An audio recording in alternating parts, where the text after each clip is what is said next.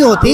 ये निर्णय ही एक तरह से असंवैधानिक है, नियमावली के विरुद्ध है।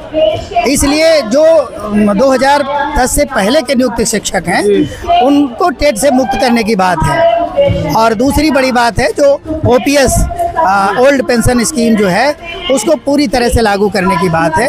ये दो महत्वपूर्ण मुद्दे हैं जिसके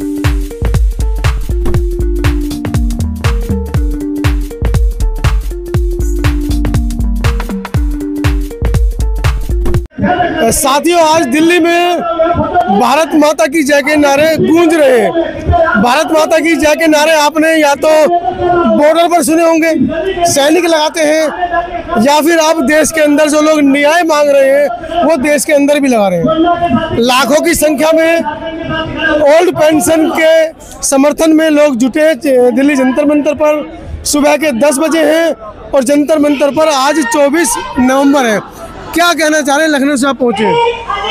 पहले तो आपको धन्यवाद।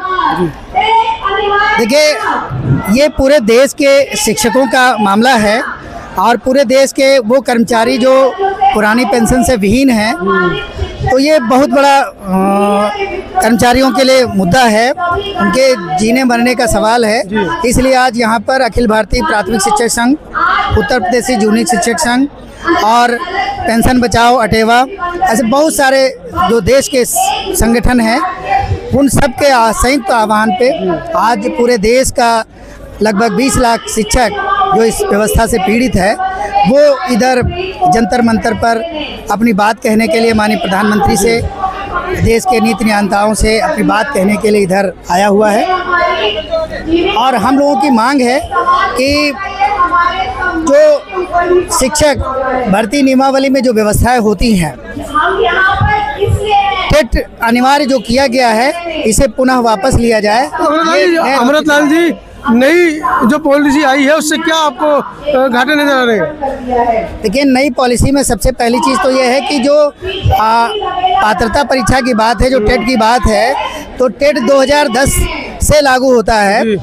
जब से हमारी आरटी एक्ट लागू होता है उसके बाद से व्यवस्था बनती है। जो उससे पहले के नियुक्त शिक्षक हैं उन पर वो व्यवस्था लागू नहीं होती।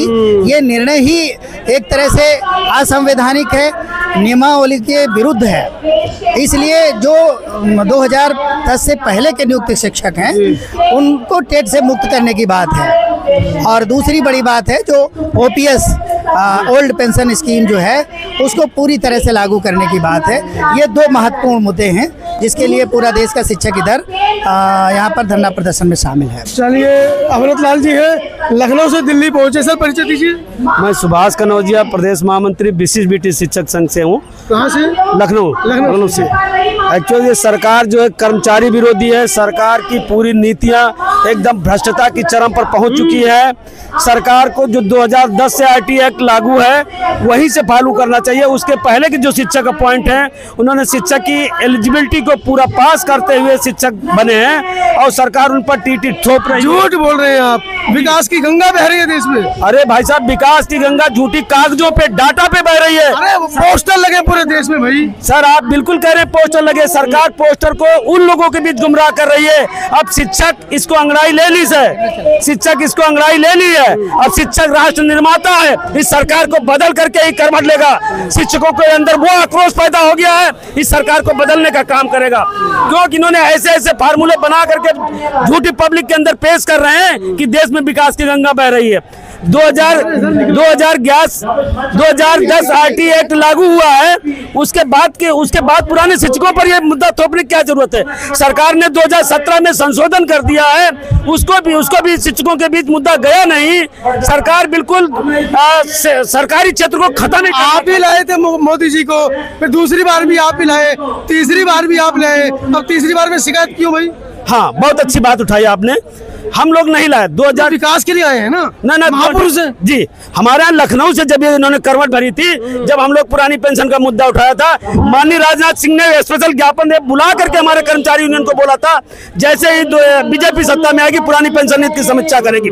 आज ये राजनाथ सिंह जी अपने वचन से मुकर गए और उसके साथ मोदी जी पुरानी पेंशन नीति की समीक्षा कर रहे। जब हम लोग उनसे व्यक्तिगत मिले तो उन्होंने बोला मैं अरुण जेटली जी को मुद्दा दे चुका हूँ, माननीय अरुण जेटली जी इस दुनिया से ही चले गए।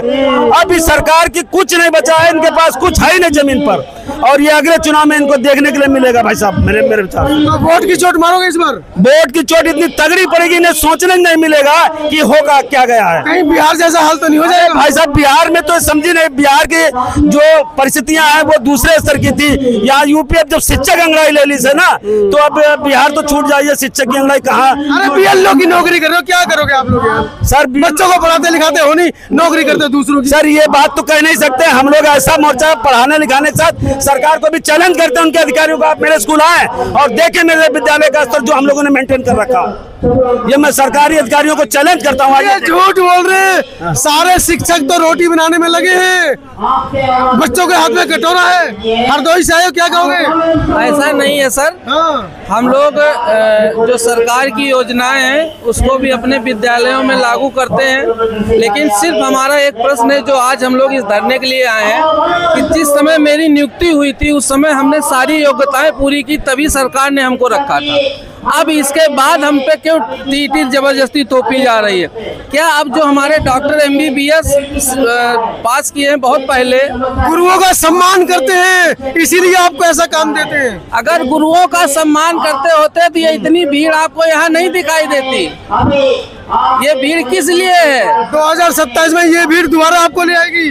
ऐसा कुछ नहीं है, झूठे लोग हैं, ये समय ये दिखाने वाले लोग हैं बस। ये समय बताएगा, ऐसा कुछ नहीं है, ये समय बताएगा। भाई साहब बिल्कुल समय बताएगा। आप उस चीज को बिल्कुल आपसे मैं आमंत्रित करता हूँ, आप कभी आइए मेरे क्षेत्र में और देखिए हम लोगों के स्कूल में कैसे हम लोगों ने क्या कल्प की। अरे आपके यहाँ से तो राजनाथ सिंह खुद सांसद है। मेरे यहाँ से राजनाथ सिंह सांसद हैं, कितना डिफरेंस था, 90,000 से जीते थे। अब की बार उनका अंतर कितना, 35,000 बचा भाई साहब। लखनऊ से जहाँ फुल बीजेपी का गढ़ है, अब की बार 35,000 के बाद और नीचे आ जाएंगे, को अपनी सीट बचाने बड़ी बात होगी। अमरलाल जी वोट की चोट मारोगे? देखिए सर, यदि सरकार जनता के लिए होती है, सरकार जनता की है, और यदि जनता के कल्याण में काम नहीं करेगी तो वो दिन गए अमरलाल जी, वो दिन गए जब सरकार जनता के लिए थी। अब तो जनता सरकार के लिए। जनता तय करेगी, जनता तय करेगी। जब उसकी बारी आएगी तो जनता तय करेगी कि उसे क्या करना है अपने हितों के लिए। तो ये लाखों शिक्षक जिनके कंधों पे करोड़ों विद्यार्थियों का जीवन लगा हुआ है, यदि सरकार ने शिक्षकों के हित में उचित निर्णय नहीं लिया तो निश्चित तौर पे ये शिक्षक किसी देश का भाग्य विधाता होता है। शिक्षक के आहों में विनाश और विकास दोनों पलता है, इसलिए शिक्षक यदि सड़क पे उतरेगा तो देश के लिए अच्छा नहीं होगा। चलिए, शिक्षक अगर सड़क पर उतरेगा, शिक्षा देना विद्यार्थी का काम है, उसका देश के सर्वांगीण विकास में कैसे अच्छे विद्यार्थी प्रस्तुत किए जाए ये शिक्षक का काम है। लेकिन जब शिक्षक खुद सड़कों पर है तो क्या ये देश का भविष्य बनाएंगे? सरकारों को ये सोचना चाहिए। धन्यवाद।